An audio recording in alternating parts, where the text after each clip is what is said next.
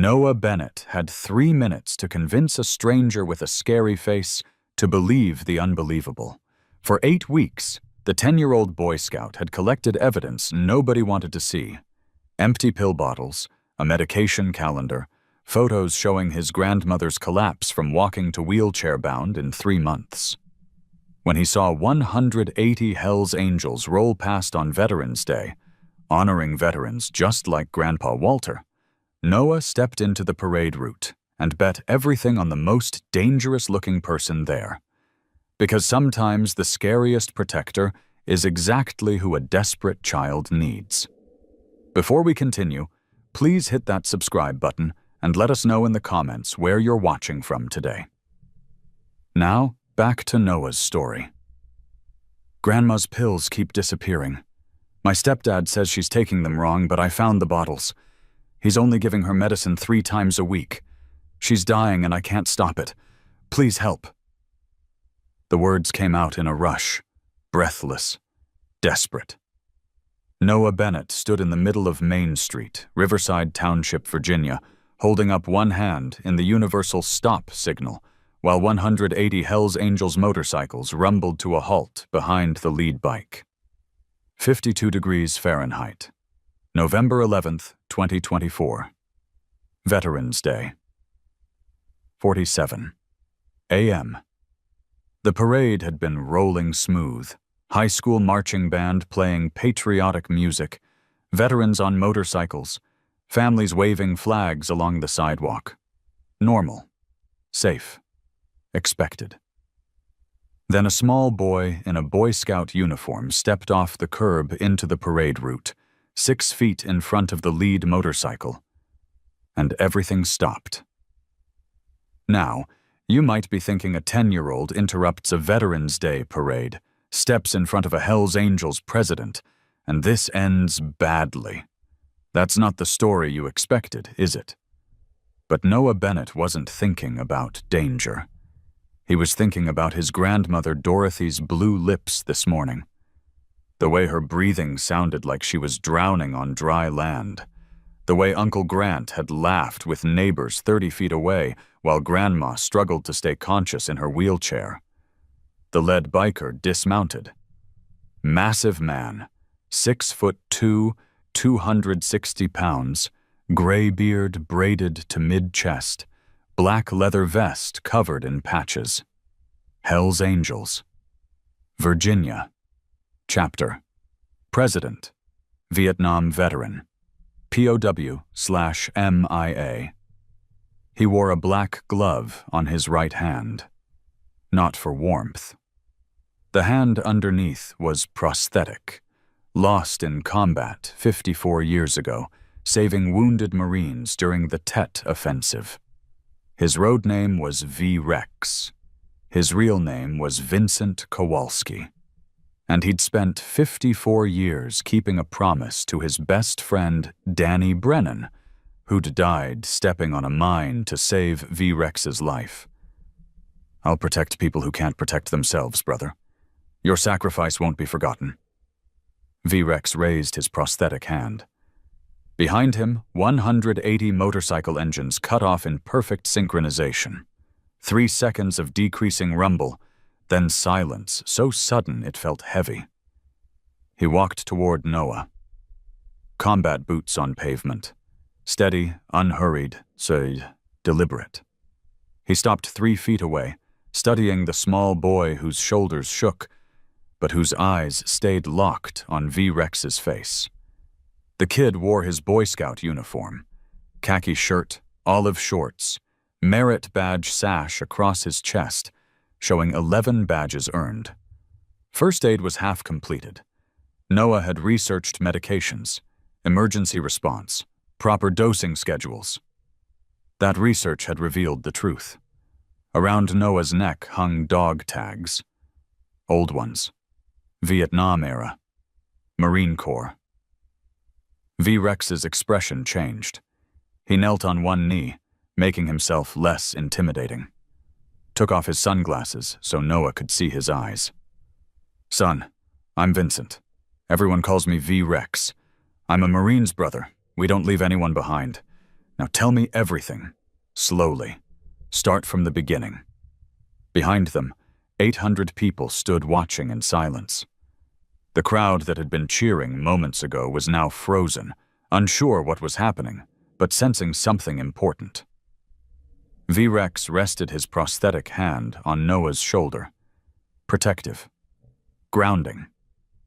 Then he pointed to the bulging backpack on Noah's shoulders. "What have you got in there?" Noah's hands shook as he unzipped the bag. Evidence. 8 weeks of evidence. He pulled out the first item. Empty prescription bottle. Label read, Dorothy Mae Brennan. Digoxin 0.25 milligrams. Take 1 tablet daily. 30-day supply.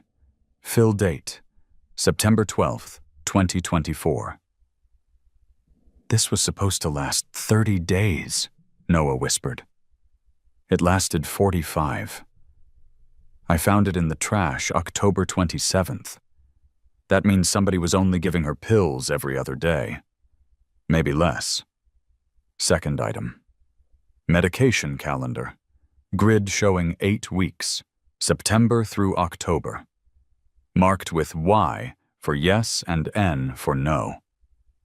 I watched every time Uncle Grant gave Grandma her medicine, Noah said.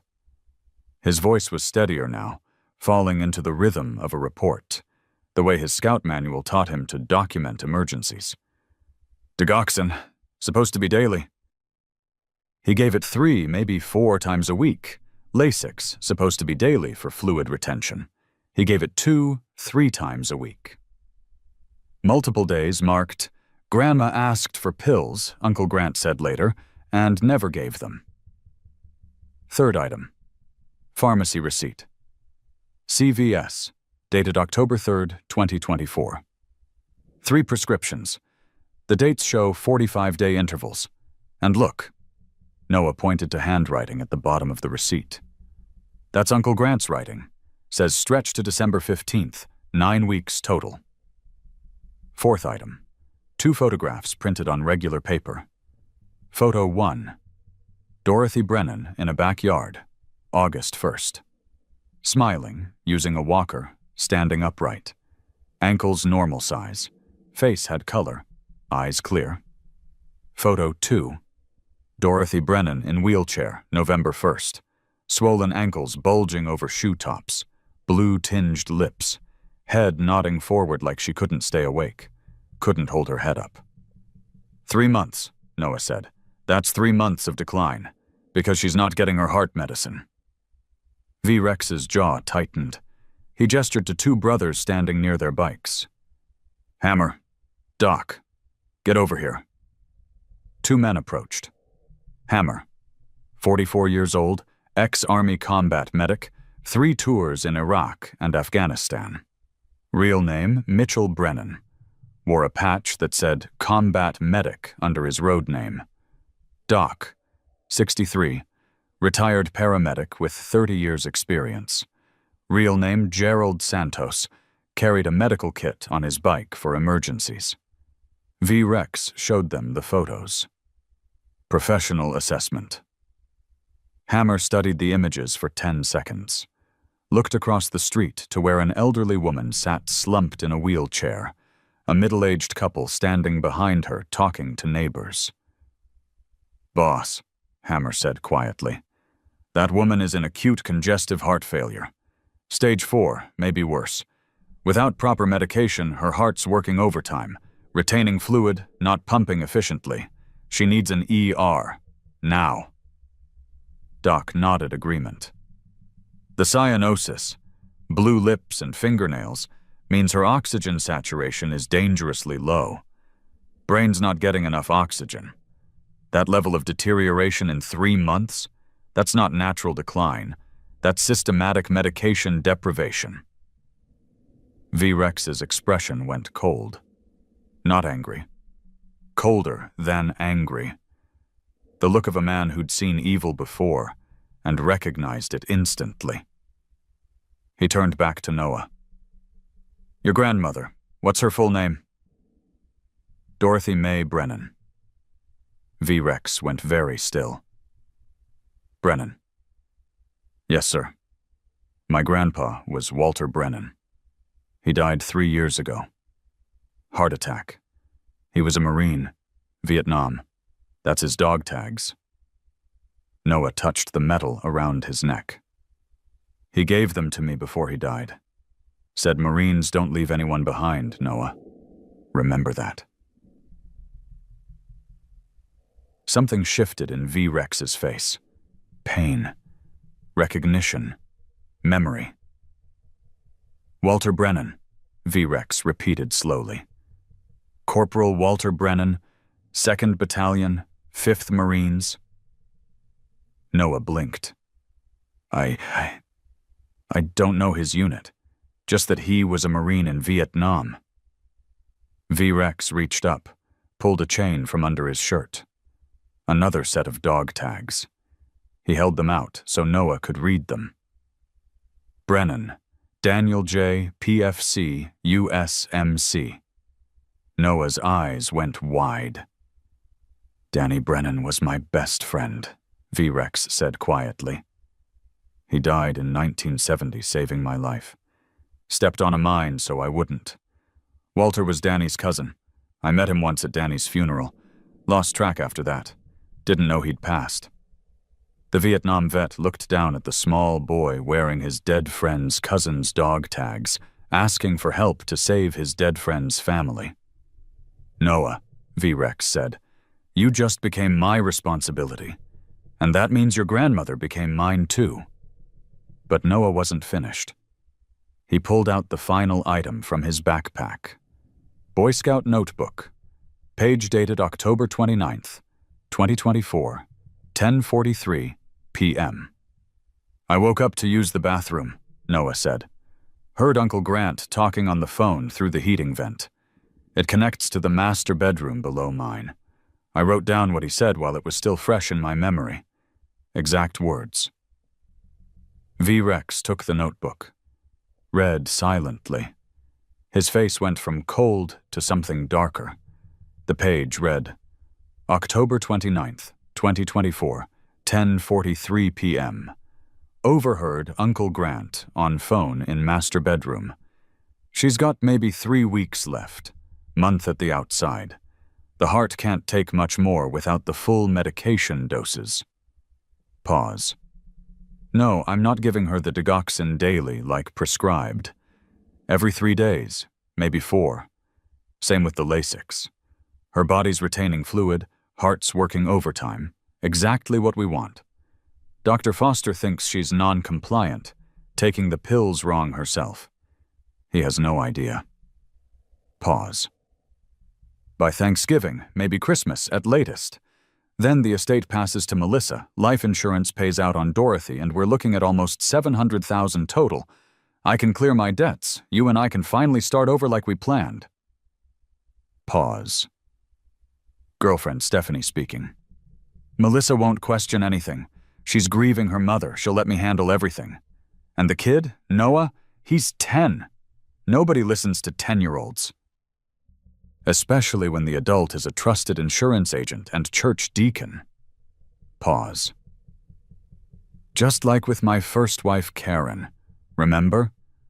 A tragic medical accident. Fatal medication mistake. I walked away with $140,000 and nobody suspected a thing. This is the same playbook, just scaled up. The handwriting was a child's. Careful printing. Some letters uneven.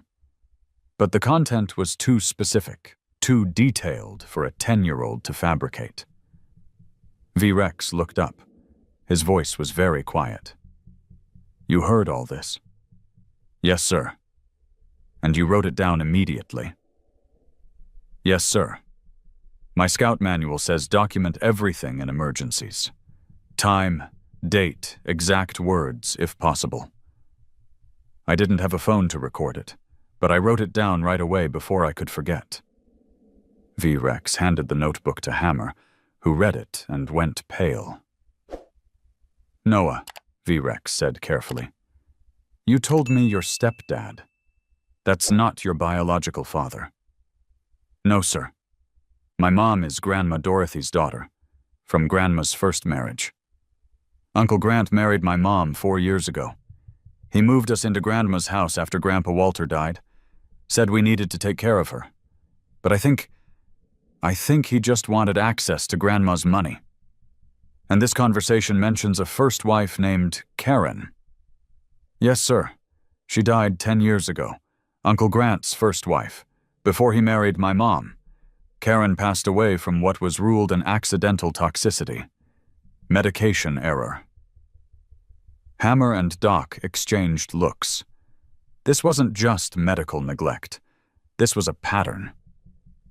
V-Rex stood, pulled out his phone, dialed, put it to his ear. The call connected in 2 rings.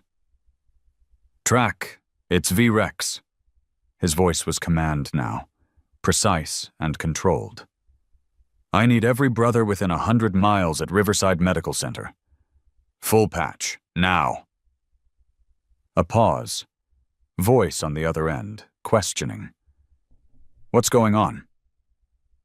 Track. Vincent Morales, 51, private investigator, retired police detective, asked. We've got a child whose grandmother is being slowly eliminated for inheritance money. Medication manipulation. Previous victim with same pattern. Systems failed 4 times already. We're not waiting for the cops to take their time on this one. The line went quiet for 3 seconds. Say no more, Track said. We're coming. The call ended. And that was it. No questions about proof or evidence. No concerns about legal complications. Just immediate mobilization. Because that's what brotherhood meant. V-Rex looked down at Noah. Where's your grandmother right now? Noah pointed across the street. In the wheelchair. That's her. The woman with the blue lips. Uncle Grant and my mom are the couple behind her talking to Mr. Peterson. V-Rex's gaze moved to the group. Middle-aged man, clean-cut, wearing a polo shirt with an insurance company logo. Looked like every small-town businessman. Looked safe. Normal. Trustworthy. Exactly the kind of person who got away with murder because nobody suspected. And the man next to your grandmother, that's Grant Sherman. Yes, sir. V-Rex nodded slowly. Then he did something unexpected. He took off his Hell's Angels vest. The sacred leather. The patches he'd earned over 28 years. The president's patch. Never removed in public. Never. He draped it over Noah's shoulders. Way too big, hung to the kid's knees, patches visible, weight of decades of brotherhood suddenly resting on a 10-year-old's frame. You're wearing my colors now, V-Rex said. That means 180 brothers just became your family. And we protect family. Then he reached up, removed the dog tags from around his own neck. Danny Brennan's tags. Worn for 54 years. Never taken off. Not once. He hung them around Noah's neck alongside Walter's tags. The metal clinked together. 2 sets of dog tags. 2 Marines. 1 living and 1 dead. Both protecting the same family line. Your grandpa and my best friend are watching, V-Rex whispered. We won't let them down. Noah clutched both sets of dog tags, buried his face in V-Rex's vest. It smelled like leather and motor oil and safety. He cried for the first time in 8 weeks. Finally heard. Finally believed. Finally not alone. Behind them, 180 bikers stood in silence, waiting for their president's command. And across the street, Grant Wallace Sherman continued laughing with neighbors, completely unaware that his perfect plan was about to be destroyed by a Boy Scout and a brotherhood that understood one fundamental truth. Real protectors don't wear badges. Sometimes they wear leather vests and carry the names of fallen brothers who died believing in honor. V-Rex walked slowly across Main Street, Noah beside him still wearing the oversized vest, both sets of dog tags clinking with each step. Behind them, 180 bikers dismounted and followed. No rush, no shouting. Controlled, disciplined, military precision. The formation moved like a tide, leather and chrome and grim determination. Grant Sherman noticed them about 15 feet out. His smile faltered. He looked confused, then annoyed. "Excuse me, the parade's—" "Grant Wallace Sherman," V-Rex's voice carried across the crowd. Not loud, just absolutely certain. "We need to talk about Dorothy's medications." Grant's face went carefully neutral, professional mask sliding into place. "I'm sorry. Do I know you?" "Not yet, but you're about to." V-Rex stopped 5 feet away. "My name is Vincent Kowalski. These are my brothers. And this young man," he gestured to Noah, "just showed me some very concerning evidence about your mother-in-law's medical care." Grant's eyes flicked to Noah. For just a second, maybe two. His mask slipped, fear, calculation. Then it was back, concern, confusion. The perfect caring son-in-law. "Noah, buddy, what's this about?" Grant's tone was gentle. Worried. "Did you bother these men with—" "Don't." V-Rex's single word cut like a blade. "Don't talk to him. Talk to me." Melissa, Noah's mother, Dorothy's daughter, stepped forward. 42 years old, brown hair, wearing a floral dress, looked confused and frightened. "What's happening? Who are you people?" Hammer moved to Dorothy's wheelchair, knelt beside her. "Ma'am, my name is Mitchell. I'm a combat medic. May I check your vital signs?" Dorothy's eyes were unfocused. She blinked slowly, like waking from a dream. What?" Her voice was weak, breathy. Each word required effort. Hammer pulled a small medical kit from his jacket, pulse oximeter, blood pressure cuff, stethoscope. He worked quickly, efficiently, while Doc stood beside him watching. Pulse ox clipped to Dorothy's finger. The reading appeared. 88% oxygen saturation. Doc's face went grim. Normal is 95 to 100. 88 means her brain isn't getting enough oxygen. She's in acute distress. Blood pressure cuff inflated. Reading 178 over 104. Dangerously high, Hammer said quietly. Stroke risk, heart attack risk. He listened to her chest with the stethoscope. Fluid sounds. Crackling, wheezing. Pulmonary edema. Fluid in the lungs. Classic congestive heart failure. Grant was sweating now. She's 76 years old. She has a heart condition. This is expected. No. Hammer stood, turned to face Grant. This is medication deprivation. I've seen it in nursing home neglect cases. When someone systematically withholds heart medication, this is exactly what happens. The body retains fluid because the diuretic isn't given. The heart rate becomes irregular because the digoxin isn't given. Blood pressure spikes because the beta blocker isn't given.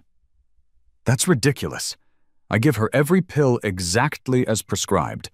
Then why, V-Rex said quietly, do the prescription bottles show refill dates every 45 days instead of every 30? Grant froze. Why, V-Rex continued, does Noah have a medication calendar documenting every time you skipped doses? Why do you have a note in your handwriting on a pharmacy receipt that says, stretch to December 15th, 9 weeks total? Melissa's face went white. "Grant, what is he talking about?" "Lies. He's confused. The kid's confused. I heard you." Noah's voice was small but steady. "October 29th, 10:43 p.m. I heard you on the phone. You said Grandma had 3 weeks left. You said you weren't giving her the digoxin daily. You said by Thanksgiving she'd be gone. You said there'd be $700,000 total, estate plus life insurance." The crowd had grown. 50 people, 70, 100. All watching, all listening. Melissa stared at Grant. You wouldn't. "And you said," Noah continued, his voice stronger now, "that you did this before. To your first wife, Karen. That she died from a medication error and you got $140,000. And nobody suspected." The words hung in the November air like ice. Grant's professional mask shattered. "You little—" He lunged toward Noah. He moved maybe 6 inches before 3 bikers stepped between them. Human wall. Unmovable, V-Rex didn't move, didn't raise his voice. "Don't you dare touch that child. Step back now." Grant stumbled backward. His face was red now, desperate. "This is insane. You're listening to a confused kid."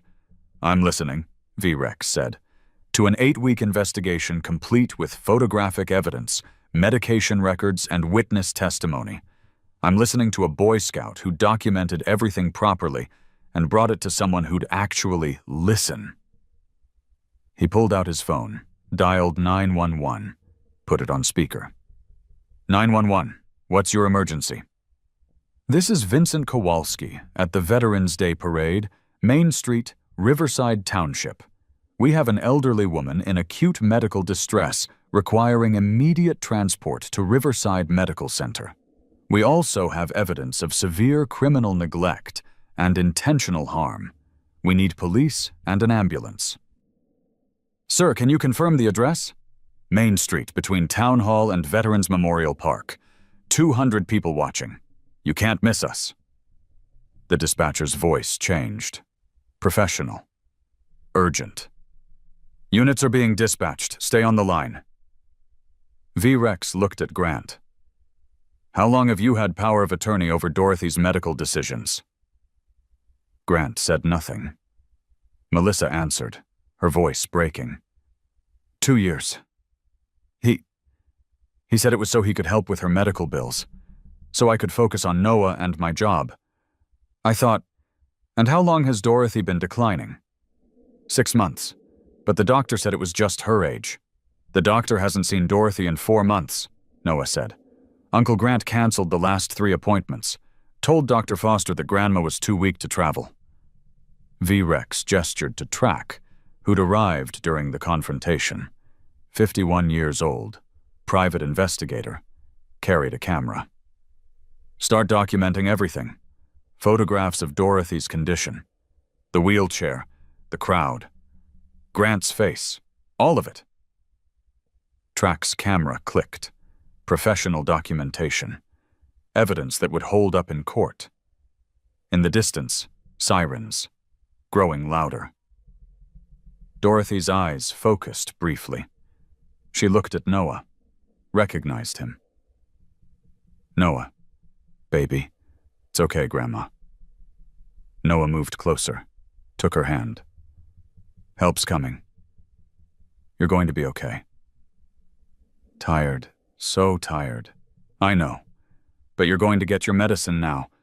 The real medicine. Every day like you're supposed to." She smiled faintly, squeezed his hand with what little strength she had left. 2 ambulances arrived. 4 paramedics. They moved quickly, loading Dorothy onto a gurney, starting oxygen, IV access, cardiac monitor. Lead paramedic, woman in her 30s, name tag Rodriguez, looked at Hammer. "You the one who called it in?" "Combat medic. She's in stage 4 CHF, critically decompensated. BP 178/104, O2 sat 88%, pulmonary edema, acute medication deprivation. Rodriguez nodded. We're taking her to Riverside Medical. You coming? Damn right. Hammer looked at V. Rex, who nodded permission. The ambulance pulled away, lights and sirens. 3 police cars arrived. Officers emerged, 2 township police, 1 county sheriff. Officer in charge, Sergeant Michael Torres, 48, 20-year veteran. He assessed the scene. 200 bikers, crowd of civilians, 1 very nervous-looking businessman, and a Hells Angels president holding a child's backpack. Someone want to tell me what's happening? V. Rex handed him the backpack. Evidence of attempted murder. Medication manipulation. 8 weeks of documentation. Start with the notebook dated October 29th. Recorded conversation detailing the plan.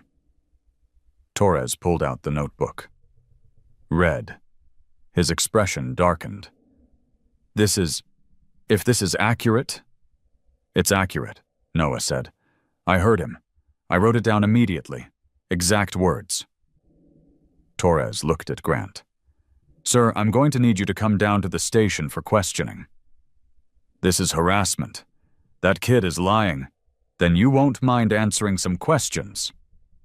Torres's voice was firm. Voluntary right now, but I can make it involuntary if you prefer. Grant looked around. 200 bikers, 100+ civilians, all watching, all knowing. His shoulders sagged. I want a lawyer. That's your right. Torres pulled out handcuffs. Grant Wallace Sherman, you're being detained for questioning regarding suspected elder abuse and fraud. You have the right to remain silent. The Miranda rights continued, while Torres cuffed Grant's hands behind his back, guided him toward the patrol car. Melissa stood frozen, watching her husband arrested in front of the entire town. Mom, Noah's voice was gentle. I'm sorry. She looked at him, tears streaming down her face. You really heard him say those things? Yes. And his first wife. I think he was responsible for her death too, for the insurance money. Melissa's knees buckled. One of the bikers' wives, woman named Rita, 50-something, maternal presence, caught her, guided her to a bench. Breathe, honey. Just breathe. V. Rex knelt beside Noah again, removed his vest from the boy's shoulders, put it back on, but left Danny's dog tags around Noah's neck alongside Walter's. You keep those, V. Rex said. Danny would want you to have them. You honored his sacrifice today. You protected family when nobody else would. Is Grandma going to be okay? With proper medication, proper care? Dr. Foster will confirm, but I believe she can live another 5, maybe 10 years comfortably. Grant was killing her. You stopped it. You saved her life, Noah. The boy's face crumpled. Relief. Exhaustion. 8 weeks of carrying this weight alone, finally able to set it down. V. Rex pulled him into a hug. Let him cry. Didn't rush him. Behind them, 180 bikers stood watch, silent guardians, witnesses to a child's courage and an old Marine's promise kept. And somewhere, in whatever place Marines go when they fall, Danny Brennan and Walter Brennan were standing together, looking down at this moment, knowing their sacrifices had mattered, knowing their family was protected, knowing brotherhood, real brotherhood, transcends death, time, and blood. It's measured in dog tags passed down through generations, in small boys brave enough to step into parades, in old warriors who refuse to forget the promises they made to the fallen. Riverside Medical Center's emergency department had seen busy days before. Heart attacks, car accidents, farm equipment injuries in rural Virginia. But they'd never seen this. By 1:15 p.m., barely 2 hours after Noah stepped into that parade, 47 motorcycles lined the hospital parking lot in perfect formation, rows of chrome and leather, disciplined, organized, not blocking emergency lanes, not causing chaos, just present.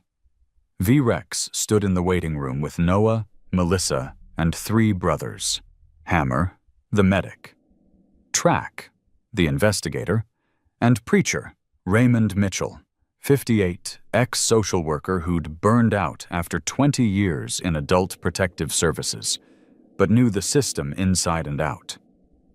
Dr. Raymond Foster emerged from the treatment area. 58 years old, Dorothy's primary physician, wearing scrubs and an expression of profound guilt. "She's stable," he said immediately. "We've restarted all her medications at proper therapeutic doses. IV fluids, oxygen, cardiac monitoring. She'll need to stay for at least 3 days while we get her levels corrected, but..." His voice broke. "With proper medication, Mrs. Brennan could live another 5 to 10 years comfortably." "And without it?" V-Rex asked quietly. 2 weeks, maybe less. Her ejection fraction, the percentage of blood her heart pumps with each beat, was down to 28%. Normal is 50 to 70. Without intervention, she would have died within days." Melissa made a sound like she'd been punched. Dr. Foster looked at Noah. "You saved your grandmother's life." "You could have too," Preacher said, his voice not accusatory, but factual. "If you'd followed up when she missed 3 appointments." Dr. Foster's face crumpled. "I know. God help me, I know. I accepted his phone explanations. I didn't insist on a home visit. I abandoned my patient because I was too busy, too overwhelmed, too willing to trust a family member who sounded competent." "We need your statement," Track said, pulling out a recording device. "Everything. When you first noticed problems, what Grant told you, why you didn't follow up." Dr. Foster nodded. "I'll tell you everything." The recording began. By 3 p.m., Track and Preacher had conducted 4 interviews, each one more damning than the last. Witness 1, Dennis Eugene Hamilton, 52 years old, Adult Protective Services caseworker. Sat in the hospital cafeteria, coffee cup shaking in his hands. "I visited Dorothy Brennan on June 17, 2024, Dennis said into the recorder. "Neighbor called in a report. Patricia Owens said Dorothy was declining rapidly. Suspected caregiver neglect." "What did you find?" Preacher asked. "Grant Sherman answered the door. Professional, calm, showed me around the house. Clean, well-maintained. Dorothy was in her chair, looked frail, but I thought it was age. Grant had medication logs, typed sheets showing every dose administered. I didn't verify them against the actual bottles. He said Dorothy saw her doctor regularly. I didn't call to confirm." "Why not?" Dennis's hands clenched. "I was carrying 187 cases, should be 40 to 50 maximum. I'm overwhelmed every single day. I took the easy answer, the clean house, the engaged family member, the professional-looking logs." He looked up, eyes wet. "I closed the case as unsubstantiated, marked no services needed at this time. I failed her because I was too busy to do my job right." "Those logs were fake," Track said. "I know that now." Dennis's voice broke. "If I'd spent 20 more minutes, verified 1 prescription, made 1 phone call, I could have caught this in June. 5 months ago, before she deteriorated this far." The recording continued. Dennis provided dates, case numbers, documentation of his visit, evidence that the system had been notified and failed. Witness 2, Dr. Raymond Foster. The recording with Dorothy's physician was more detailed. Clinical assessment, missed appointments, phone conversations with Grant. September 14th, Dorothy missed her monthly checkup. Dr. Foster said. Grant called, said she was too weak to travel. I suggested a home visit. He said that wasn't necessary. He was monitoring her condition. She was doing as well as could be expected. October 12th. She missed again. Same explanation. I told him I was concerned. He assured me he was administering medications exactly as prescribed. He's an insurance agent, deals with medical policies, knows the terminology. He sounded competent. November 9th, third missed appointment. I called, left a message. Grant called back, said we'd schedule something after the holidays. I noted it in her file but didn't push. Dr. Foster's voice dropped. I see 40 patients a day. I'm drowning in paperwork, insurance authorizations, electronic health record requirements. When a family member seems engaged and knowledgeable, I trusted him. I should have insisted. I should have driven to her house myself. I was her doctor. When she stopped coming to me, I should have gone to her. Witness 3. Officer Dale Matthews, 43 years old. Riverside Township Police. Responded to welfare check, August 19th. Track interviewed him at the police station. Officer Matthews looked sick. Dorothy's sister Judith Walker called from North Carolina, Matthews said. Reported suspected medical neglect. Said her brother-in-law, Grant Sherman, wouldn't let her take Dorothy to a different doctor for a second opinion. Said she thought he was trying to kill her. What did you do? I visited the residence, interviewed Grant. He was calm, professional, church deacon, insurance agent, pillar of the community. He said Judith had dementia, was confused, that Dorothy was receiving excellent care, showed me medication logs, same typed sheets. I realize now they were fake. Did you speak to Dorothy alone? Matthews's face flushed. No. Grant said she was resting, said she tired easily. I accepted his explanation. Why? Because he fit the profile of a respected caregiver, and Judith's claims seemed extreme, trying to kill her. That's a serious accusation.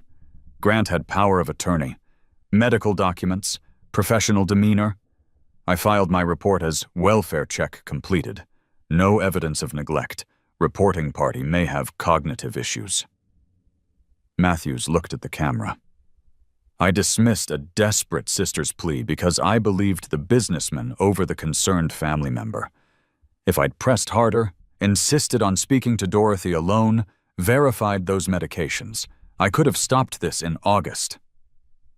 Witness 4. Angela Torres, 37 years old.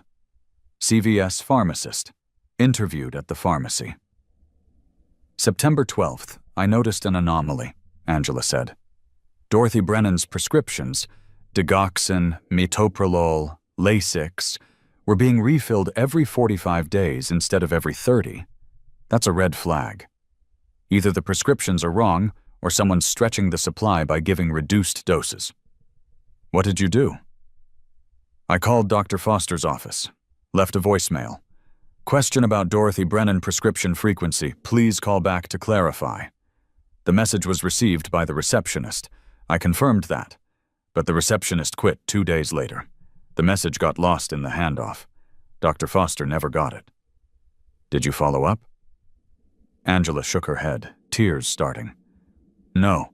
I assumed the doctor had approved the change. I continued filling prescriptions every 45 days. I saw the red flag.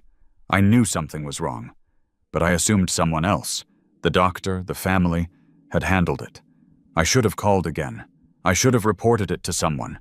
I had evidence right in front of me, and I did nothing. By 5:30 p.m., Track had something else. He'd spent 2 hours on his laptop in the hospital cafeteria, running background checks, pulling public records, making calls to contacts in law enforcement databases. He found VREX in the waiting room. Boss, we need to talk. Privately. They stepped into an empty consultation room. Track opened his laptop. Grant Sherman's first wife, Track said. Karen Elizabeth Sherman. Died June 2014. Official cause, Severe adverse reaction to a mixture of substances. Ruled accidental. Noah said Grant mentioned her. Said it was the same playbook. It was. Track turned the laptop around. Death certificate, police report, insurance documents. Karen was 37 when she died. Healthy. No history of substance abuse. Friends said she was meticulous about medications, kept detailed logs. Pharmacy records show she filled prescriptions properly every 30 days. But the autopsy found fatal mixture. Right. Conflicting prescriptions and prohibited beverages. The thing is, Karen didn't drink. Multiple friends confirmed it. She'd been sober since college, family history of alcoholism, didn't touch alcohol. Track pulled up another document. And look at this. Life insurance policy on Karen. Taken out 14 months before her death. Increased from $50,000 to $140,000. Grant's signature on the increase request. Karen's signature too, but... He zoomed in on the signature. I had a forensic document examiner I used to work with take a look. Off the record. He says this signature looks forced. Unnatural pen pressure. Karen may have signed under duress, or it's forged outright. Grant collected $140,000 when she died. Correct. Used it to pay gambling debts. I found records of that too. Bought a truck, cleared his credit cards. Then 3 years later, he married Melissa, moved into Dorothy's house after Walter died, and started the same pattern. V-Rex's jaw tightened. Karen was the rehearsal. Dorothy was the main event. That's my assessment, and there's more. Track pulled up another file. Karen's best friend, Diane Morrison, still lives in Virginia Beach. I called her. She kept emails from Karen, sent March 2014, 3 months before Karen died. He read from the screen. Grant controls everything now. My medications, my money, who I see. I'm scared to tell anyone because he's so respected in town. Who would believe me over him? Silence. Diane said she thought about going to police after Karen died, Track continued. But the death was ruled accidental. Grant was the grieving widower. Everyone felt sorry for him. She convinced herself she was reading too much into it. V-Rex stood. We need to reopen Karen's case. This establishes pattern, proves premeditation, turns Dorothy's case from elder abuse into attempted murder with prior victim. Already in motion. I contacted Virginia Beach PD Cold Case Unit. They're pulling the file. At 7:43 p.m., Grant Sherman sat in an interrogation room at Riverside Township Police Station. His lawyer, public defender, overworked, already looked defeated, sat beside him. Across the table, Detective Sarah Chen. County Sheriff's Department, 15-year veteran specializing in financial crimes and elder abuse.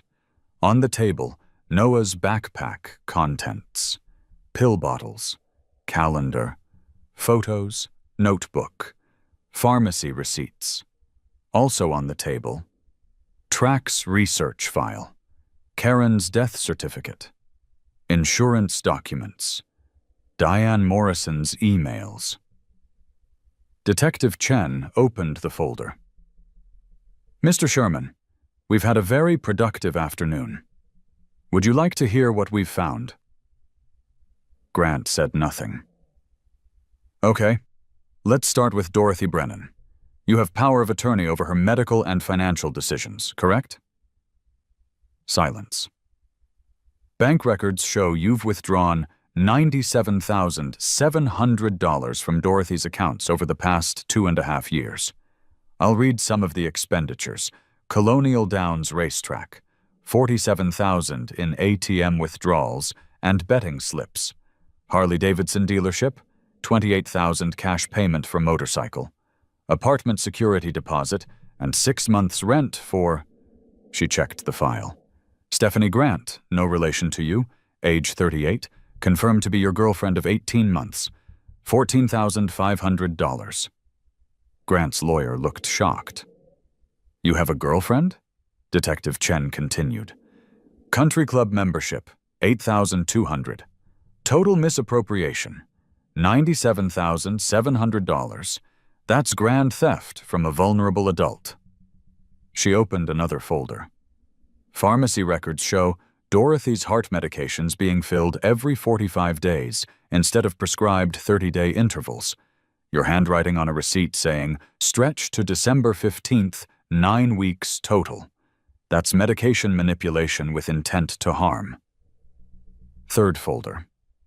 Your stepson Noah's documented testimony, written October 29th, detailing a phone conversation in which you stated, she's got maybe 3 weeks left. I'm not giving her the digoxin daily. By Thanksgiving, she'll be gone. $700,000 total estate plus life insurance. Fourth folder.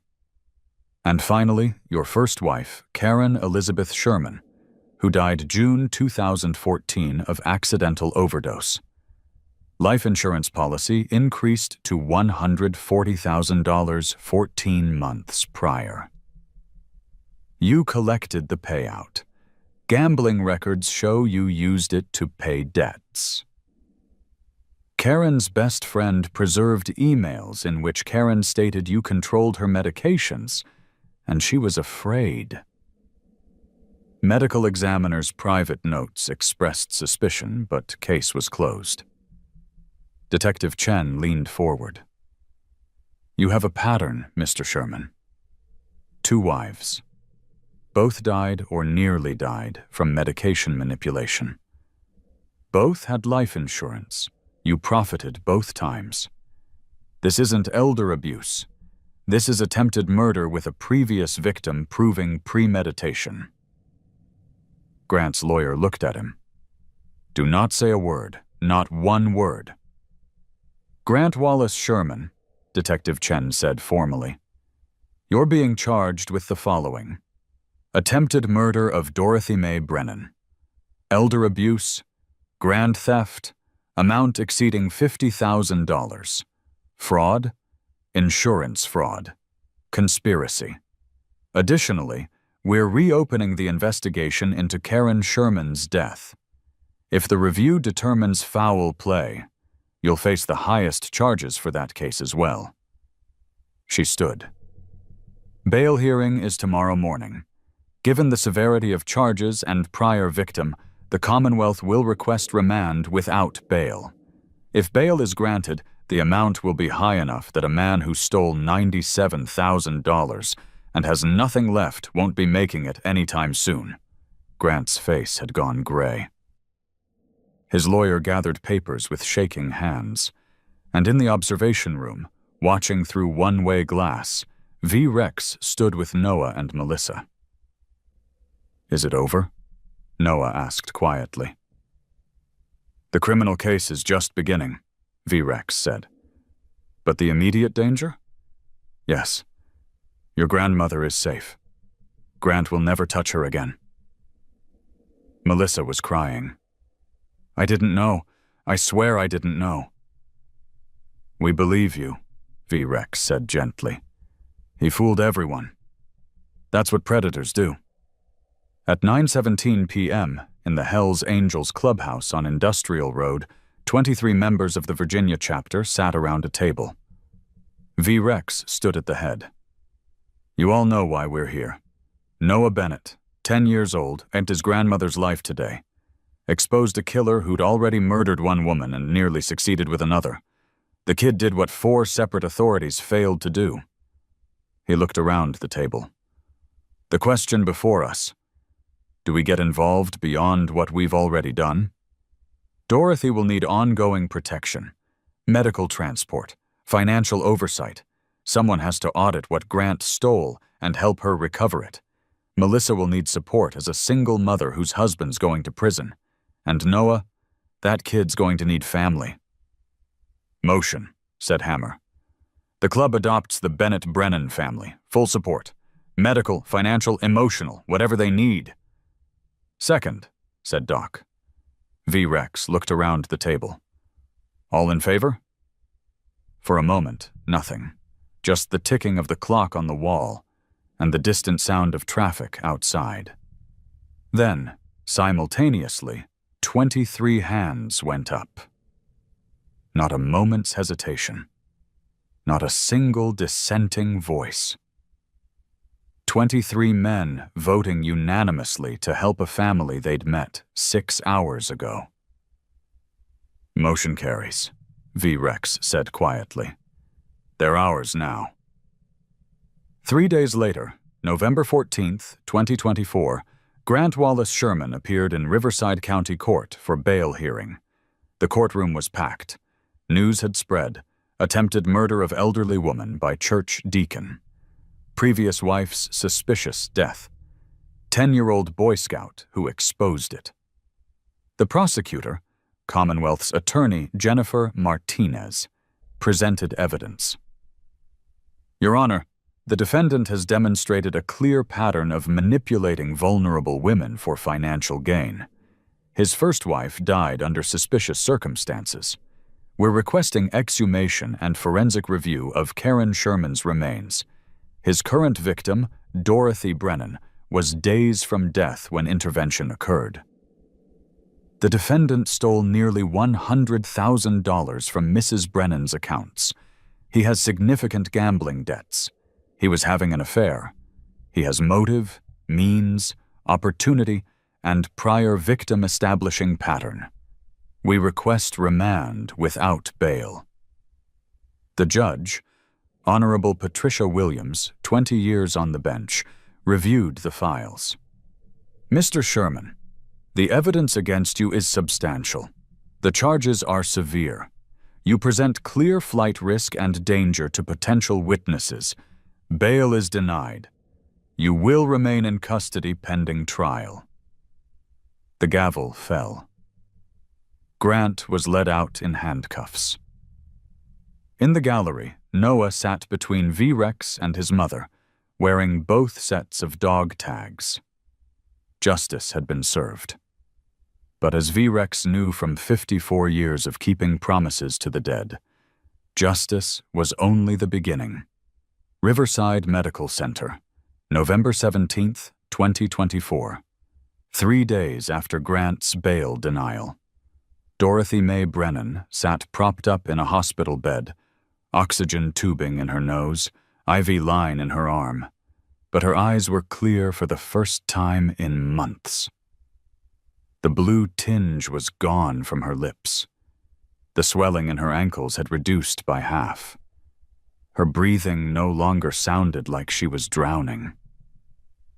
"Noah, baby," she said, her voice still weak but steady. "Tell me again what you did." Noah sat in the chair beside her bed, both sets of dog tags around his neck catching the afternoon light. "I stepped into a parade and asked for help, Grandma. From Hell's Angels.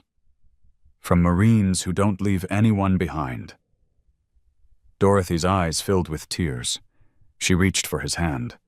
Her grip was stronger than it had been in 2 months. "Your grandfather would be so proud." I wore his dog tags, and Mr. Kowalski's friend Danny's tags, too. "Danny Brennan." Dorothy smiled faintly. "Walter talked about him sometimes. His cousin, the one who saved that man's life in Vietnam.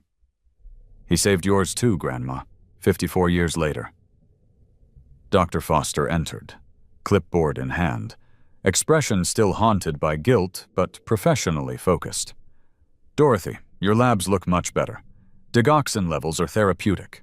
Fluid retention is responding to proper Lasix dosing.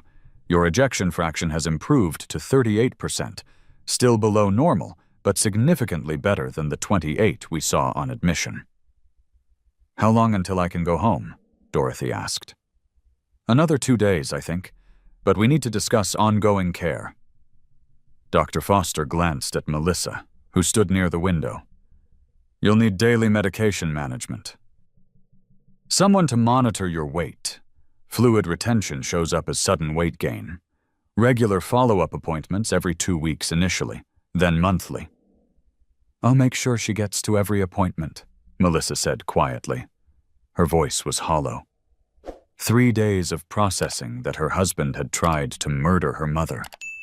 3 days of realizing she'd been blind to it. The door opened. V. Rex entered, followed by Preacher. "Family meeting time," V. Rex said gently. "We need to talk logistics." He pulled chairs into a semicircle, sat down, made himself less intimidating, the same way he'd knelt for Noah in the parade. "Dorothy, you're going to need help," V. Rex said. "Medical care, financial recovery, legal protection. The club voted. You're family now. That means we're involved, if you'll have us." Dorothy studied him. This massive, scarred, tattooed Vietnam veteran who'd kept a promise to a dead Marine for 54 years. What does that mean, exactly? "It means this," Preacher said, opening a folder. "I'm a retired social worker. I know the system inside and out. I've already filed emergency protective orders. Grant is barred from contact with you, Melissa, or Noah. Restraining order. If he makes bail somehow, he can't come within 500 feet. He pulled out more papers. "We're also filing for emergency financial oversight. The court will appoint an independent conservator to manage your estate until this is resolved. They'll audit everything Grant took, recover what can be recovered. Make sure you have access to your own money. Wire, Thomas Sullivan, 37, IT security specialist and forensic accountant, has been tracking Grant's transactions," V. Rex continued. "We've identified 97,700 in misappropriated funds.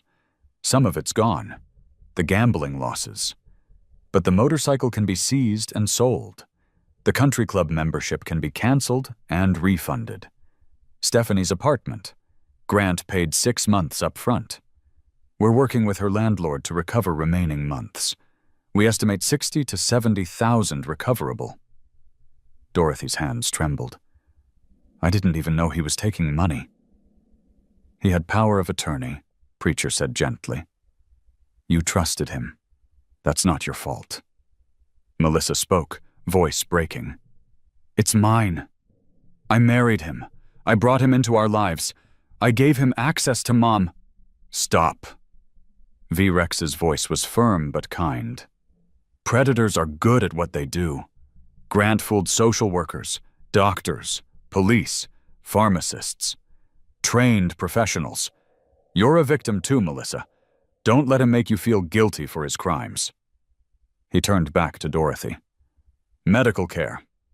Doc, Gerald Santos, the retired paramedic, has volunteered to do daily wellness checks. He'll come to your house every morning, check your weight, blood pressure, make sure you're taking medications properly.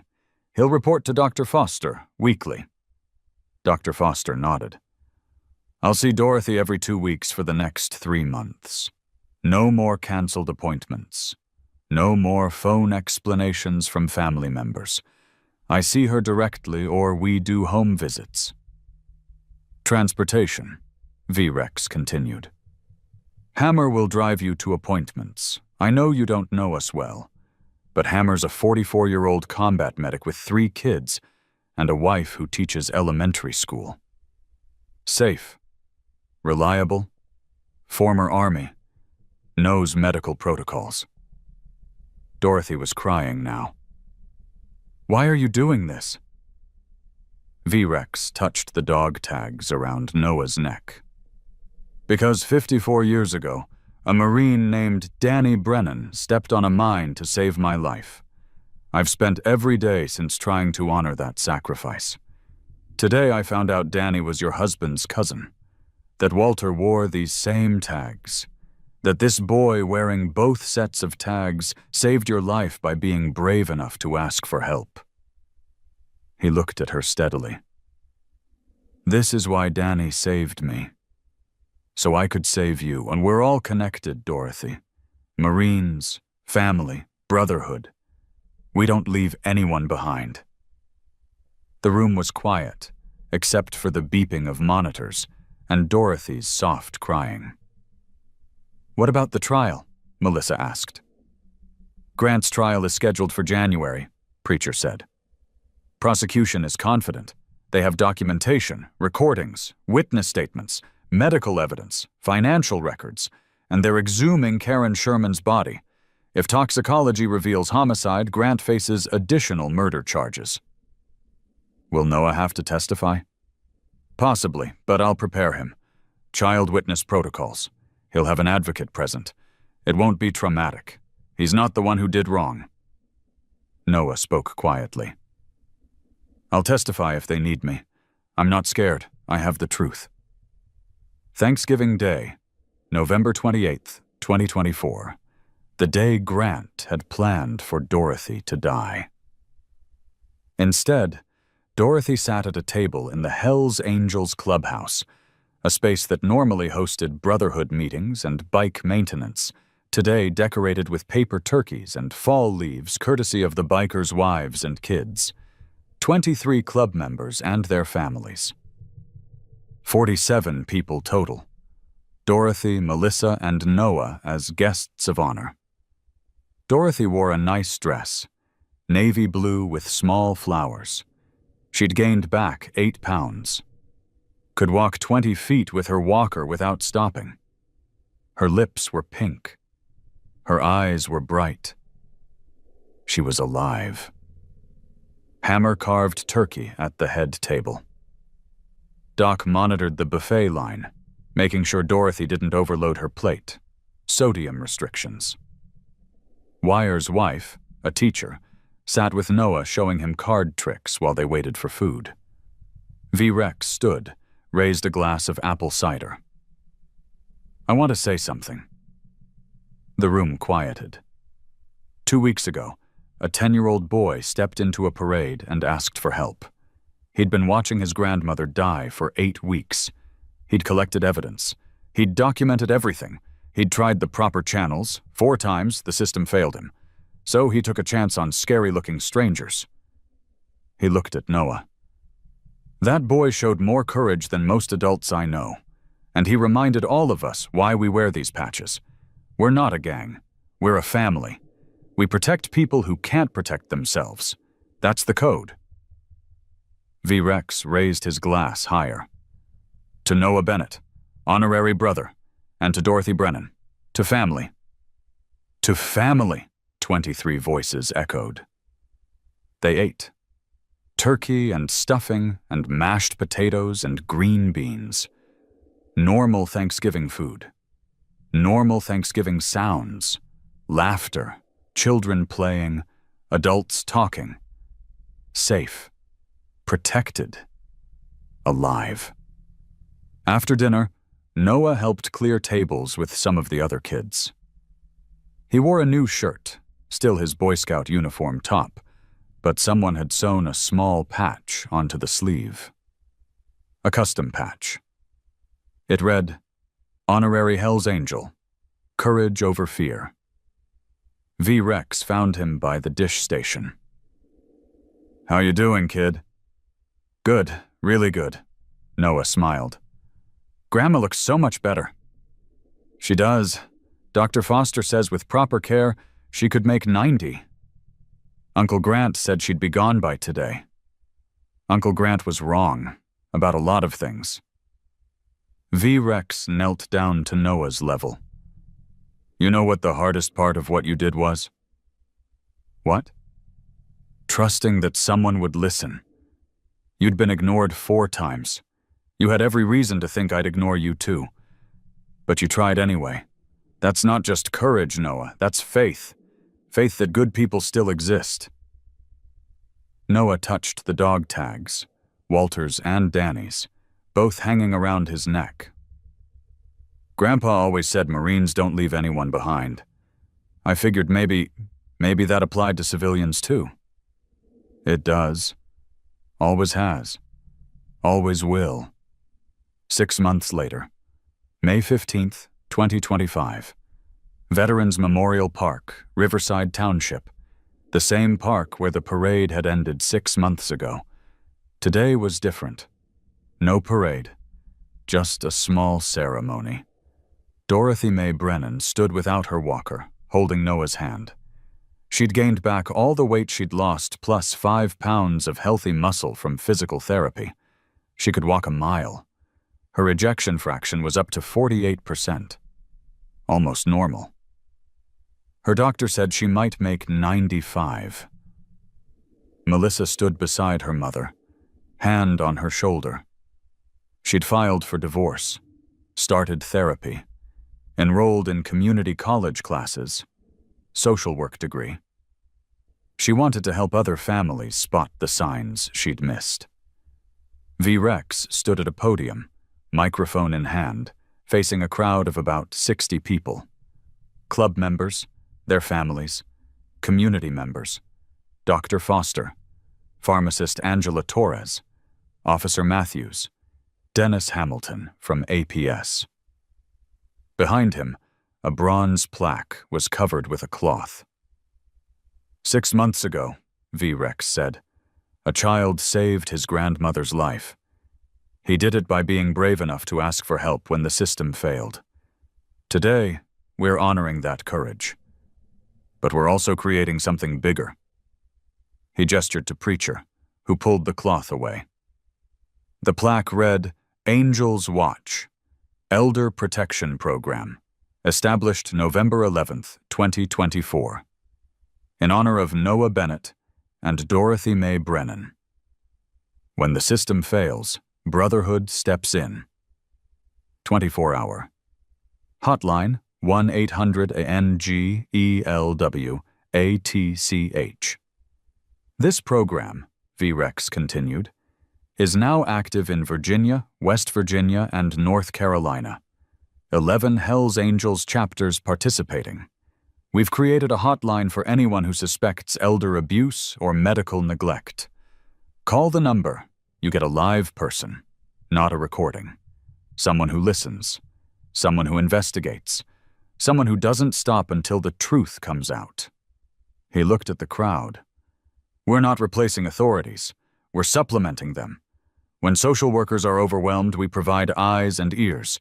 When doctors don't follow up, we do home visits. When police need witness statements, we document evidence. We work with the system, not against it. Preacher stepped forward. In 6 months, Angel's Watch has received 147 calls. We've confirmed abuse in 32 cases, 11 arrests, 28 families receiving ongoing support, 0 cases closed without full investigation.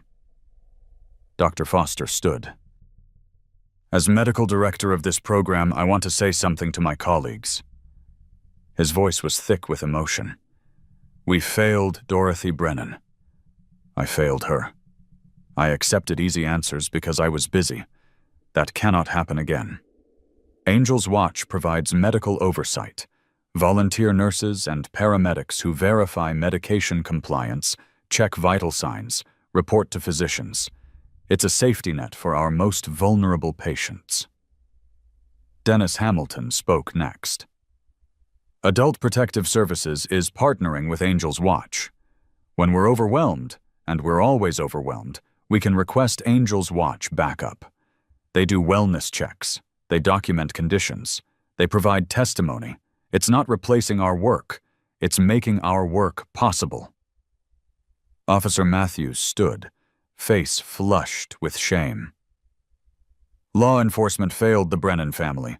We believed credentials over concerns. Angel's Watch trains officers to recognize elder abuse signs. They provide evidence collection support. And they hold us accountable when we don't do our jobs right. V-Rex raised his hand. Noah, come up here. Noah walked to the podium. Still small, he'd grown 2 inches but was still barely 4'9". Still wore both sets of dog tags. Still looked like a 10-year-old kid. But when he spoke, his voice carried. 6 months ago, I didn't know if anyone would help. I'd tried 4 times. Nothing worked. I thought maybe I was wrong. Maybe I was seeing things that weren't there. Maybe I was just a kid who didn't understand. He looked at the crowd. But I kept the evidence. I kept watching. Because my grandpa told me Marines don't leave anyone behind. And I thought, if that's true for Marines, maybe it should be true for everyone. He touched the dog tags. My Grandpa Walter and Mr. Kowalski's friend Danny. They both died protecting people. They believed protecting the weak was the most important thing you could do. I'm just a Boy Scout. I'm not a Marine. I'm not a Hell's Angel. But I learned something. Noah's voice grew stronger. You don't need a uniform to be a protector. You don't need a motorcycle, or a leather vest, or a gun. You just need to care enough to act, to speak up when you see wrong, to keep trying even when people ignore you, to be brave for 60 seconds, long enough to ask for help. He looked at V-Rex. Mr. Kowalski didn't know me. He didn't know my grandma. But when I asked for help, he listened. He believed. And he acted. That's what heroes do. The crowd applauded. V-Rex placed his hand on Noah's shoulder. This young man reminded us why we exist. Not to ride motorcycles, not to wear patches, but to stand in the gap when someone needs protection. That's brotherhood. That's honor. That's what we owe to the fallen warriors who gave everything believing in those values. He pulled something from his pocket. A small box. Noah Bennett, the Virginia Hells Angels chapter, voted unanimously. We're giving you a road name. From this day forward, when you're with us, you're Little Marine. Because you honored your grandfather's service. Because you lived the code. Because you've earned your place in this family. V-Rex opened the box. Inside were custom dog tags. Engraved, Noah, Little Marine. Bennett, Honorary Hell's Angel, Virginia chapter. Marines don't leave anyone behind. He hung them around Noah's neck alongside the other 2 sets. 3 sets of tags. 3 generations of protection. 3 examples of courage in the face of evil. Noah buried his face in V-Rex's vest and cried. Happy tears this time. Relief. Belonging. Family. Dorothy stood with Melissa, both crying too. And in the crowd, 4 people stood together with matching expressions of guilt and determination.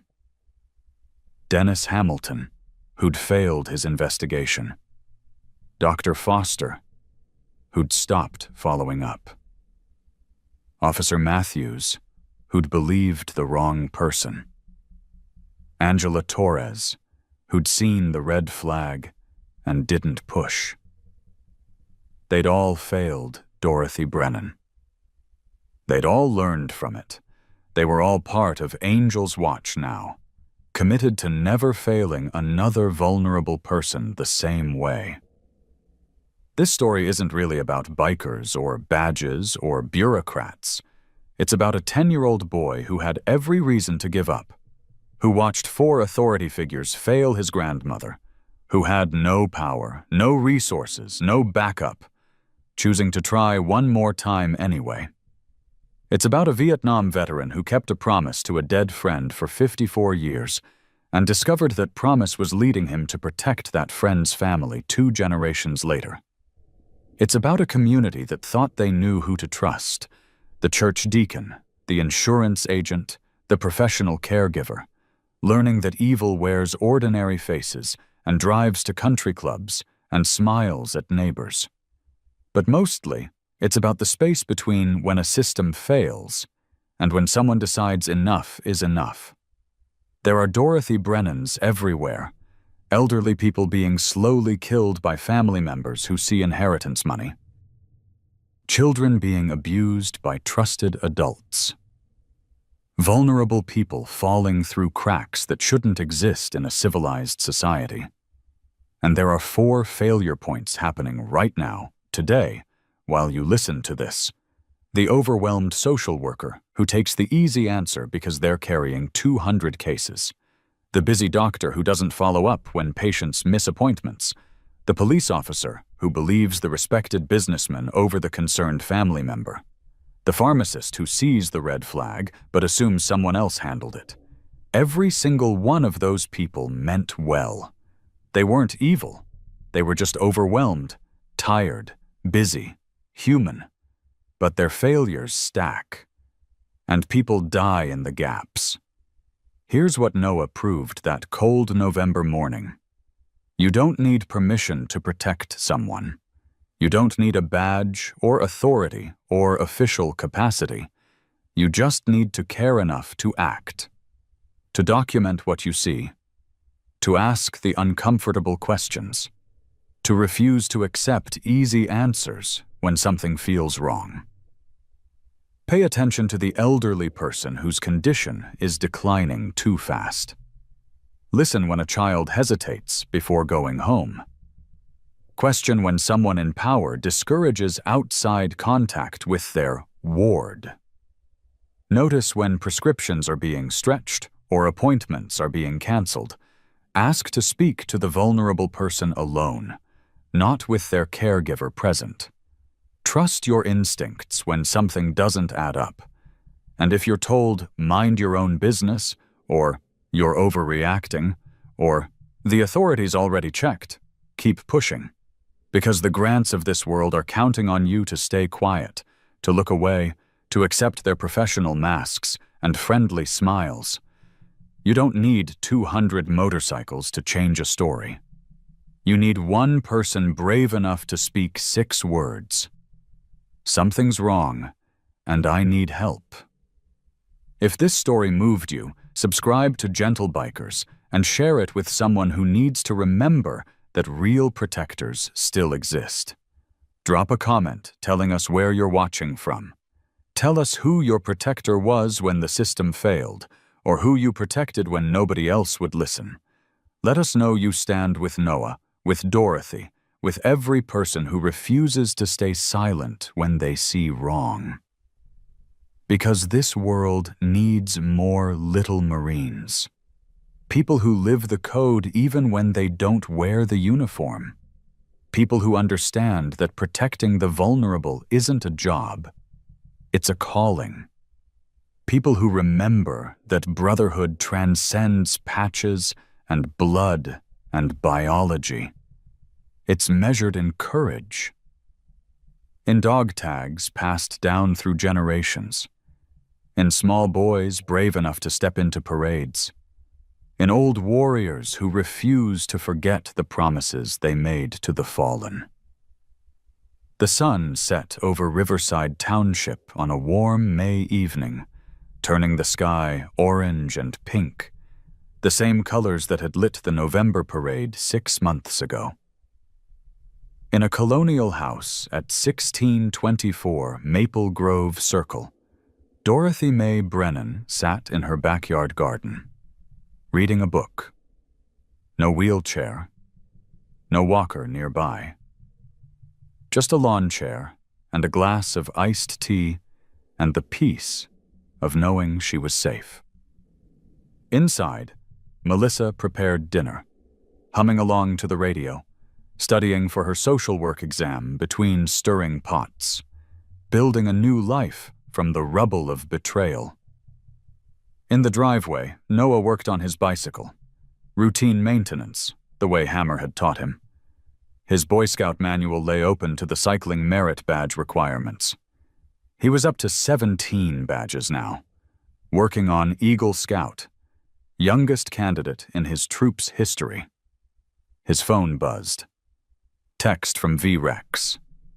Ride tomorrow, 10 a.m. You coming? Noah smiled. Typed back, wouldn't miss it. On his dresser, 3 sets of dog tags hung from a wooden stand Wire had made for him. Grandpa Walter's tags, the Marine who started the legacy. Danny Brennan's tags, the friend who kept the promise alive. His own little Marine tags, the boy who proved that courage doesn't retire. It just passes to the next generation willing to carry it. Through the window, he could see Grandma Dorothy in her garden. Alive. Healthy. Safe. All because 60 seconds of courage changed everything. All because one boy remembered. Marines don't leave anyone behind. And sometimes, if you're very brave and very desperate and very lucky, you find that the scariest-looking people in the world are exactly the family you need.